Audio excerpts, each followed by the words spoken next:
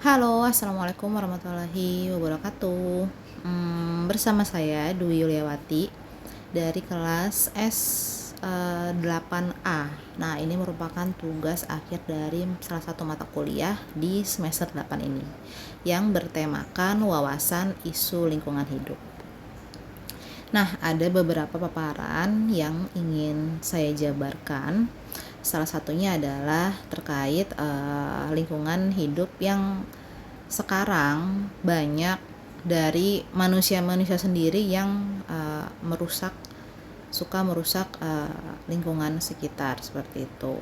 Nah, nanti ada beberapa foto yang merupakan kegiatan dari tempat saya bekerja yang mana berkaitan dengan berkaitan dengan kegiatan yang peduli dengan lingkungan, khususnya di lingkungan sekitar seperti itu. Next, pendahuluan. Jadi lingkungan hidup ini merupakan bagian yang penting tentunya dalam kehidupan manusia. Nah, di mata kuliah ilmu kealaman dasar ini tentunya akan membantu memahami bagaimana fenomena lingkungan secara ilmiah. Dan pentingnya kesadaran terhadap isu lingkungan itu wajib ditingkatkan. Kemudian lingkungan hidup itu bersumber di Undang-Undang Nomor 32 Tahun 2009 yang isinya bisa teman-teman lihat. Di sana ada pengaturan bagaimana pengelolaan terhadap lingkungan itu sendiri. Nah, ini ada beberapa isu dari isu-isu lingkungan global. Yang pertama itu adalah pemanasan global atau bisa disebut dengan global warming, kemudian juga perubahan iklim, and then pencemaran air, udara, tanah, dan juga penipisan ozon dan peningkatan gas dari rumah kaca. Nah, ini beberapa permasalahan yang kita alami begitu ya. Ini tentunya menjadi sorotan terutama karena saya bekerja di sekolah, jadi untuk di lingkungan sekolah sendiri sudah dirutinkan dari kegiatan sekolah untuk sering melakukan penyuluhan terhadap masalah-masalah isu lingkungan seperti ini. Nah, ini adalah isu lingkungan di Indonesia. Yang pertama itu adalah kebakaran hutan, lalu pencemaran sungai dan laut, sampah plastik dan pengelolaannya, kemudian kerusakan pesisir dan terumbu karang. Nah, ini menjadi sorotan nih, di mana pencemaran sungai, lalu sampah plastik yang bisa kita temukan di lingkungan sekitar kita yang paling terdekat. Terutama karena sekolah kami berada di dekat aliran sungai, jadi anak-anak itu sudah terbiasa melihat orang-orang membuang sampah di sungai, lalu terkadang juga aliran sungai suka penuh dengan sampah-sampah yang dibuang oleh masyarakat sekitar tersebut gitu ya, yang harusnya itu bisa dibuang di TPA, tapi masyarakat masih membuang sampahnya di sungai gitu. Salah satunya yang paling banyak ditemukan itu, karena saya nggak bisa masukin fotonya, jadi beberapa masyarakat itu kan memiliki kepercayaan bahwa ketika sampah bekas haid mereka itu tidak boleh dibakar melainkan dilarung di sungai. Nah, itu adalah salah satu sampah yang sering gitu ya, yang sering berlalu lalang lah gitu. Kemudian ini adalah beberapa penyebab masalah lingkungan. Yang pertama adalah aktivitas industri dan urbanisasi, and then konsumsi berlebihan dan limbah, pertanian modern dengan pestisida, serta kurangnya kesadaran dan pendidikan lingkungan. Untuk poin 2, 3, 4, konsumsi berlebihan dan limbah.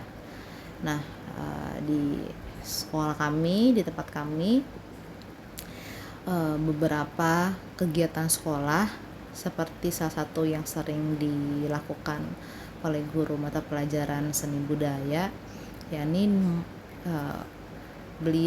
salah satu guru kami, beliau mengajak para siswa kami untuk mengumpulkan sampah-sampah yang nantinya sampah-sampah itu akan dibuat seperti tikar, lalu kemudian tas yang itu bisa dipakai, dan itu sudah berjalan. Hanya saja saya tidak melampirkan gambarnya karena memang tidak tersimpan seperti itu. Lalu kemudian pertanian modern dengan pestisida. Nah, di sekolah kami penggunaan pestisida kan karena kita ada kegiatan P5, jadi ada yang namanya penanaman seperti kangkung. Nah, kita menggunakan cairan alami, atau yang namanya kangkung itu kan biasanya tinggalnya kan di rawa-rawa, terus di pinggir-pinggiran sungai yang airnya itu otomatis kotor, dan kangkung itu bersifat dia akan menyerap dari apapun yang ada di air bekas dia tumbuh kan. Nah, kami mengajak murid-murid untuk melakukan penanaman kangkung dengan barang-barang atau dengan lingkungan yang organik. Jadi kegiatan yang ada di sekolah kami itu adalah penanaman kangkung, tapi dia wadahnya itu dari air tempat ternak lele. Jadi ada beberapa wadah-wadah ember yang kita pakai untuk sebagai tempat lele, dan juga wadah untuk kangkung hidup gitu. Lalu kurangnya kesadaran dan pendidikan lingkungan. Nah, ini menjadi tugas kita bersama. Yang namanya pembiasaan terhadap peduli lingkungan itu harus dimulai dari dini. Untuk di tempat kami seperti melakukan kegiatan bersih-bersih, pengelolaan sampah dan lain sebagainya, itu dilakukan rutin sebulan sekali, dilakukan di lingkungan sekolah dan juga dilakukan di lingkungan luar sekolah, seperti itu. Nah, dampak isu lingkungan terutama ini akan berdampak pada kita gitu ya. Yang pertama adalah gangguan pada kesehatan manusia, lalu perubahan iklim ekstrim, dan juga kepunahan spesies, serta kerusakan ekosistem dan penurunan kualitas hidup. Nah, adanya peran ilmu kealaman dasar ini tentunya dia akan mendorong pemikiran ilmiah serta memberikan pemahaman terhadap gejala alam yang terjadi, lalu juga akan membantu mencari solusi, dan juga ini akan menumbuhkan kepedulian terhadap lingkungan. Nah, supaya tidak terjadi kerusakan yang bertambah gitu ya, tentunya ada beberapa upaya yang harus dilakukan. Salah satunya adalah reduce, reuse, and recycle. Kemudian juga penggunaan energi terbarukan, kemudian penanaman pohon dan penghijauan, lalu edukasi dan kampanye lingkungan yang harus kita rutin lakukan.